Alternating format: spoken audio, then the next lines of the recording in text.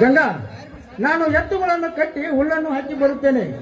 ನೀನು ಈ ಭೂತಾಯಿಯ ಪೂಜೆ ಮಾಡು. ಆಯ್ತು ಸ್ವಾಮಿ.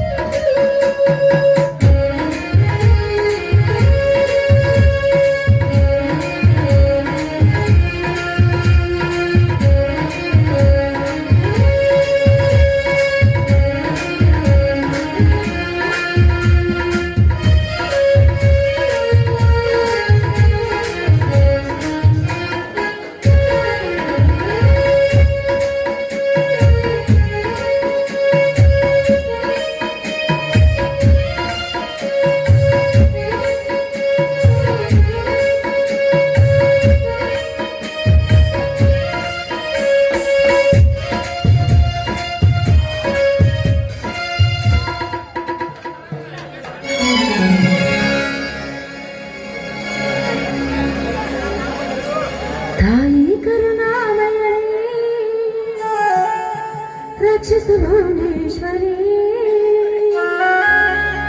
ಧರೆಯೊಳಗವತರಿಸಿ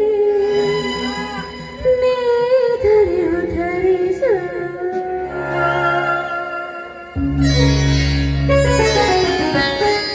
ತಾಯಿ ಕರುಣಾಮಯನೇ ರಕ್ಷಿಸು ಭುವನೇಶ್ವರಿ, ತಾಯಿ ಕರುಣಾಮಯನೇ ರಕ್ಷಿಸು ಭುವನೇಶ್ವರಿ, ಧರೆಯೊಳಗವತರಿಸಿ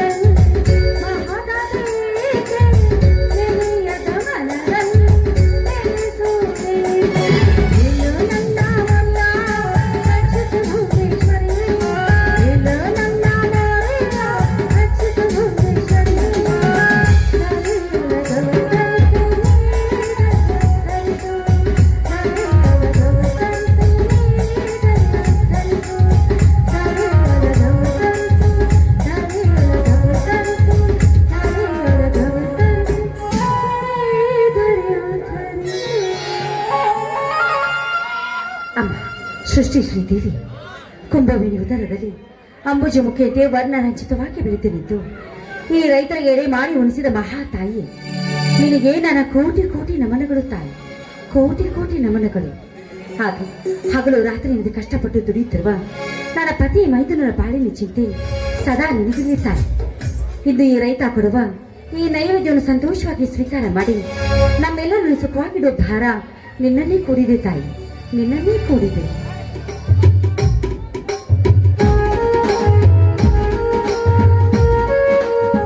ಗಂಗಾ, ಈ ಭೂಮಿ ತಾಯಿ ಕೊಟ್ಟ ಸಿಹಿ ಹಬ್ಬದ ಅಮೃತವನ್ನು ಈ ಭೂತಾಯಿಗೆ ಸಿಂಪಡಿಸಿ ಸಂತೋಷಳಾಗ. ಹೌದು ಸ್ವಾಮಿ, ಈ ಸೀಗೆ ಹುಣ್ಣಿಮೆ ಸಿಹಿ ಹೋಳಿಗೆಯನ್ನು ಈ ಭೂತಾಯಿಗಲ್ಲದೆ ಮತ್ತೆ ಯಾರಿಗಂತ ಉಣಬಡಿಸಲಿ. ಮೊದಲು ಈ ತಾಯಿ ಶಾಂತರಾಗಬೇಕು, ಆಮೇಲೆ ಇವಳ ಮಕ್ಕಳಾದ ನಾವು ಶಾಂತರಾಗಬೇಕು. ಅದು ಅಲ್ಲದೆ ಈ ಭೂತಾಯಿ ಸೇವೆ ಮಾಡುತ್ತಿರುವ ನಾವೇ ಭಾಗ್ಯವಂತರಲ್ಲವೇ? ಪನಿಸ್ವಾಮಿ, ನೀವು ಕೂಡ ಆ ತಾಯಿಗೆ ನಮಸ್ಕರಿಸಿ ಪ್ರಸಾದ ತೆಗೆದುಕೊಳ್ಳುವರಂತೆ.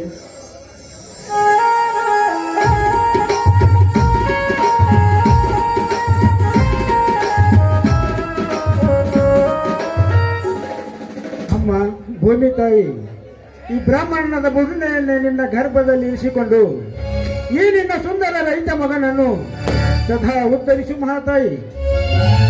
ಒಬ್ಬತ್ತಿಗೆ 20 ಹನಿ ರೈತನ ಬೆವರು ಕುಡಿದು ಅಡಿ ದಾವರೆಗಳ ನಡೆದಷ್ಟು ಬೇಡಿದ ಫಲ ಕೊಟ್ಟು ದೊಡ್ಡ ರೈತನನ್ನಾಗಿ ಮಾಡಿ ಜಗಕ್ಕೆ ರೈತನೊಬ್ಬನೇ ಎನ್ನುವ ಆದೇಶ ಕೂಡ ಹೊರಡಿಸಿದೆ.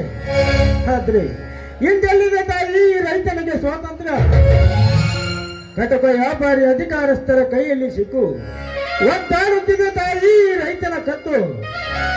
ಅದಕ್ಕೆ ತಾಯಿ ನಿನ್ನ ಪಾದ ಕಮಲಗಳಿಗೆ ಎರಗಿ ಬೇಡಿಕೊಳ್ಳುವೆ ಈ ರೈತನನ್ನು ಉದ್ಧರಿಸುವಂತ. ಸ್ವಾಮಿ, ನಂಬಿದರೂ ಈ ಭೂತಾಯಿ ಎಂದಿಗೂ ಕೈ ಬಿಡುವುದಿಲ್ಲ. ನೋಡಿ, ಬಡವ ಶ್ರೀಮಂತ ಎನ್ನೋ ಭೇದ ಭಾವವಿಲ್ಲದೆ ಭಕ್ತಿ ಮಾರ್ಗವಾಗಿ ಮುಕ್ತಿ ಹೊಂದುವೆನೆಂದು ಈ ಮಣ್ಣು ಮುಟ್ಟಿದರೆ ಸಾಕು ಸ್ವಾಮಿ.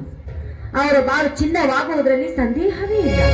ನಿಜ ಗಂಗಾ, ನಸುಕಿನಲ್ಲಿ ಎದ್ದು ಎಮ್ಮೆಗಳನ್ನು ಬಿಟ್ಟು ಕಸವನ್ನು ನೆತ್ತಿಯ ಮೇಲೆ ಹೊತ್ತು ತಿಪ್ಪೆಗೆ ಹಾಕುವವನೇ ಈ ಜಗಕ್ಕೆ ಅನ್ನದಾತ. ಆದ್ರೆ ಚಿನ್ನದ ಬೆಲೆ ಕೊಟ್ಟು ಒಂದಿನ ಮನೆ ಕಟ್ಟೆಂದು ಮುಗಿಲೆತ್ತರ ತುಂಬಿ ನಿಂತಿರುವ ಈ ತಲದ ಜಲವನ್ನೇ ಕಿತ್ತು ಬಿಸಾಕುತ್ತಾರಲ್ಲ ಈ ವ್ಯಾಪಾರಸ್ಥ ಶ್ರೀಮಂತರು. ಅದು ಅಲ್ಲದೆ ಈ ಹಿಂದೆ ಮನೆಯ ಅಡಚಣೆಗಾಗಿ ಮಾರಿದ 100 ಚೀಲ ಸೂರ್ಯಪಾನದ ಮಾಲೆಲ್ಲ ಬರೀ ಅಡಕೆ ಅಂಗಡಿಯವರ ಪಾಲಾಯಿತು ಅಂದಾಗ ಇಷ್ಟು ಬೆಲೆ ತುಂಬಿ ನಿಂತರು ಒಂದು ಕಾಸು ಕೂಡ ಇಲ್ಲ ಗಂಗಾ ಈ ರೈತನ ಕೈಯಲ್ಲಿ. ಮನೆತನದ ಖರ್ಚಲ್ಲದೆ ಎಣ್ಣೆ, ಬೀಜ, ಗೊಬ್ಬರ ಈ ಎಲ್ಲಾ ಖರ್ಚಿನ ಪರಿಸ್ಥಿತಿ ಒತ್ತಡವೇ ಹೆಚ್ಚಾಗಿರುವಾಗ ಆಗಿದ್ರೂ ಆಗಿರಬಹುದು ಸ್ವಾಮಿ. ಹೋಗ್ಲಿ ಬಿಡಿ, ಈ ಸಲ ಬರುವ ಮಾಲಿನಲ್ಲಾದ್ರೂ ಚೆನ್ನಾಗಿ ಹಣ ಸಂಪಾದನೆ ಮಾಡಿದ್ರೆ ಆಯ್ತು. ಮಣ್ಣಿನಲ್ಲಿ ಹುಟ್ಟಿ ಮಣ್ಣಿಗಾಗಿ ದುಡಿಯುವ ಈ ಶರೀರ ಈ ಮಣ್ಣಿನಿಂದಲೇ ಚಿನ್ನವಾಗಬೇಕು ಗಂಗಾ.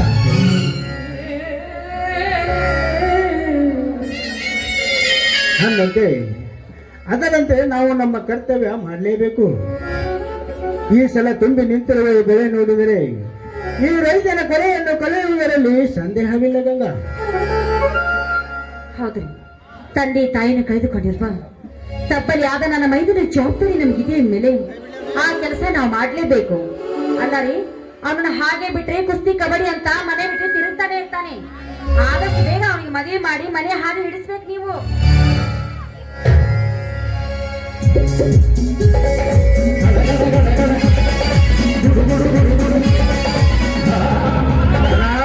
ಅತ್ತಿಗೆ ವಾಸ ಹೋದಿರಾ? ಈಗ ಬಂದೆಯಾ? ಹೌದಣ್ಣ, ಈಗಲೇ ಬಂದೆ. ಏನಪ್ಪ ಮೈದುನ, ನಾನು ಒಂದು ವಾರದಿಂದ ನೋಡ್ತಾನೆ ಇದ್ದೀನಿ. ಕುಸ್ತಿ ಕಬಡ್ಡಿ ಅಂತ ಮನೆ ಬಿಟ್ಟು ತಿರ್ಗಾಕತ್ತಿಲ್ಲ, ಮನ್ಯಾಗ ಹೇಳಕತ್ತಿಲ್ಲ, ಯಾರು ಇಲ್ಲ. ಅಂತಹ ತಪ್ಪು ದಾರಿ ಹಿಡಿಯೋನಲ್ಲ ಅತ್ತಿಗೆ ಮಾಯಿನ ಮೈದುನ. ಒಂದು ವಾರ ಮನೆ ಬಿಟ್ಟು ತಿರುಗಿದರು.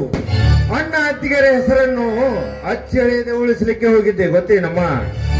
ಅಣ್ಣ ಅತ್ತಿಗೆರು ಕೈತುತ್ತು ಮಾಡಿ ಉಳಿಸಿದ ಭಾಗ್ಯ ಎಂದು ಸಾರ್ಥಕವಾಗಿ ರಾಜ್ಯ ಮಟ್ಟದ ಕುಸ್ತಿ ಸ್ಪರ್ಧೆಯಲ್ಲಿ ಇಡಿಕೆ ಕಣಕ್ಕೆ ಗೆದ್ದು ಬಾರಿಸಿ ಗೆದ್ದು ಬಂದಿದ್ದಾನಣ್ಣ ಈ ನಿನ್ನ ತಮ್ಮ.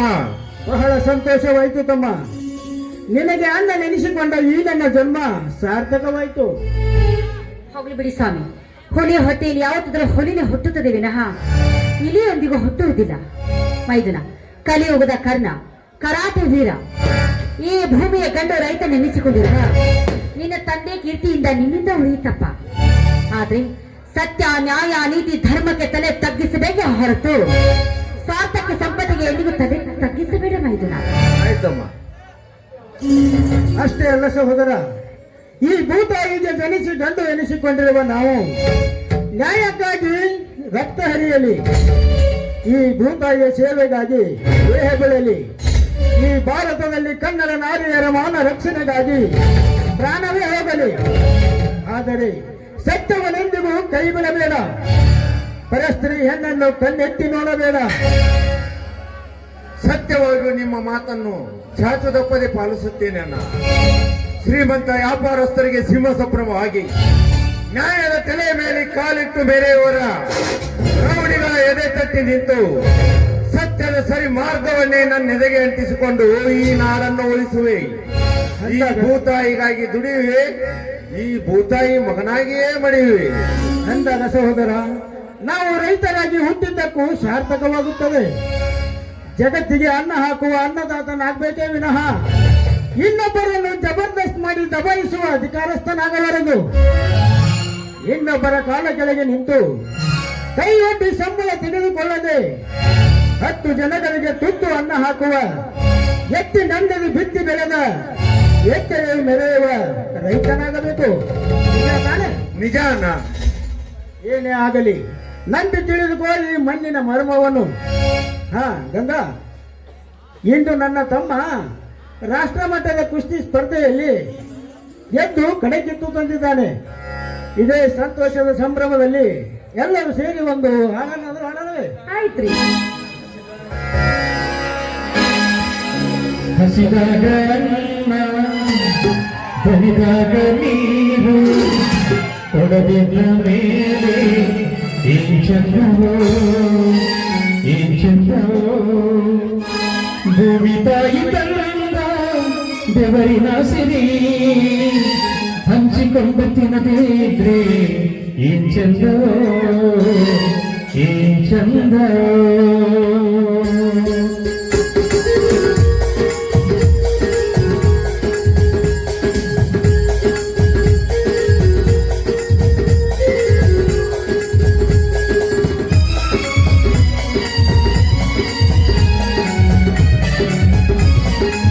ಹಸಿದಾಗ ಅನ್ನ, ಕೈದಾಗ ನೀರು, ಕೊಡಬೇಕ ಮೇಲೆ ಈ ಚಂದ್ರವೋ, ಈ ಚಂದ್ರವೋ, ಮನಸ್ಸಿಟ್ಟು ಪ್ರೀತಿ, ಕೈಯಿಟ್ಟು ದಾನ, ಕೊಡಬೇಕ ಮೇಲೆ ಈ ಚಂದ್ರವೋ, ಈ ಚಂದ್ರವೋ, ಭೂಮಿ ತಾಯಿ ತಂದ ಬೆವರಿನ ಸಿರಿ ಹಂಚಿಕೊಂಡು ತಿನ್ನದಿದ್ರೆ ಈ ಚಂದ್ರವೋ, ಈ ಚಂದ್ರವೋ.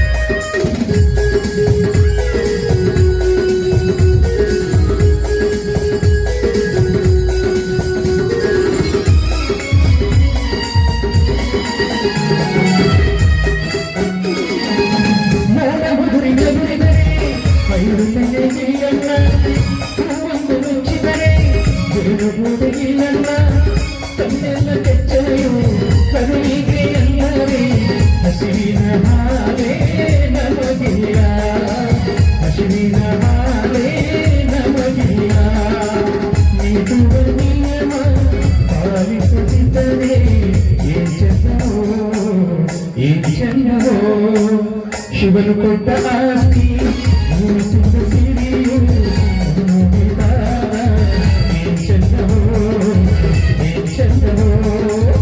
ಲಾ ಲಾ ಲಾ ಲಾ ಲಾ ಲಾ ಲಾ ಲಾ ಲಾ ಲಾ ಲಾ ಲಾ ಲಾ ಲಾ.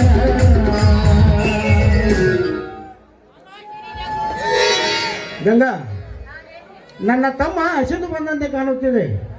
ಈ ಭೂತಾಯಿಯ ಪ್ರಸಾದವನ್ನೆಲ್ಲ ಅವನಿಗೆ ಕೊಟ್ಟು ಬಿಡು, ಊಟ ಮಾಡಲಿ. ನೀನು ಬರಬೇಕಿತ್ತಣ್ಣ.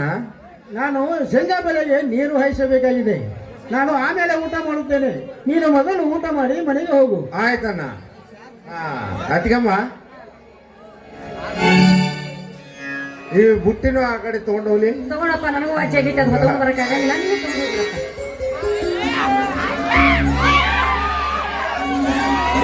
ನನ್ನ ಮೈದಿನ ಎಂತ ತುಂಟ ಅಲ್ವಾ? ಕುಂತನಿದ್ದರು ಬಹುತೂರು ಬಂತನಿದ್ದಾನೆ ಗಂಗಾ. ನನ್ನ ತಮ್ಮ ಅತ್ತಿಗೆ ಎಂಬ ಮಮತೆಯ ಪದವನ್ನು ತನ್ನ ಹೃದಯದಲ್ಲಿಟ್ಟು ಹೇಗೆ ಪೂಜಿಸುತ್ತಾನೆ ನೋಡು. ಹೌದು, ಜನ್ಮ ಜನ್ಮಾಂತರದಲ್ಲೂ ಕೂಡ ಈ ಅತ್ತಿಗೆಗೆ ಮೈದುನನಾಗಿ ರೈತರ ಸುತ್ತನಾಗಿ ಹುಟ್ಟಿ ಬರಲಿ ಅಂತ ಆ ದೇವರಲ್ಲಿ ನಾನು ಬೇಡಿಕೊಳ್ಳುತ್ತೇನೆ. ಸರಿ ಸರಿ, ನೀವು ಶೇಂಗಾ ಬೆಳೆಗೆ ನೀರು ಹಾಸಿ ತಗೊಂಡ್ ಬಂದಿರಿ, ನಾ ಮನೆಗೆ ಹೋಗ್ತೀನಿ. ಏನೇ ಹಾಗೆ ಮಾತಿನಲ್ಲಿ ಮೋಡಿ ಹಾಕಿ ಗಂಗಾ ನದಿಯಂತೆ ಜುಳುಜುಳಿನ ಹರಿದು ಓಡಿ ಹೋಗುತ್ತಿರುವೆ ಅಲ್ಲ. ಏನ್ ಮಾಡ್ಬೇಕ್ರಿ ನಿಮಗ?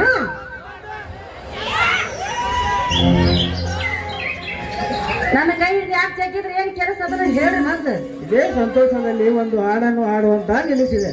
ಹೋಗ್ರಿ, ಚಿಕ್ಕ ಮಕ್ಕಳಿಗೆ ಹಾಡಿ ಕುಣಿದರೆ ದನಿದ ಈ ನಿಮ್ಮ ಮನ ತನಿಯೋದೆ. ನನ್ನ ಮನೆ ಅಷ್ಟೇ ಏಕೆ ಗಂಗಾ, ಈ ಭೂತಾಯಿ ಮನೆ ಕೂಡ ತನಿ ತನಿದು ದನಿಯುತ್ತೆ. ರೀ, ಹಾಡಿ ಕುಣಿಯಕ್ಕೆ ಮತ್ತೆ ಬೆವರು ಇಡಾಕತ್ತೈತಿ. ಬ್ಯಾಡ, ಸುಮ್ಮನೆ ನನ್ನ ಮಾತು ಕೇಳಿ ಬನ್ನಿ ಮನೆಗೆ ಹೋಗೋಣ.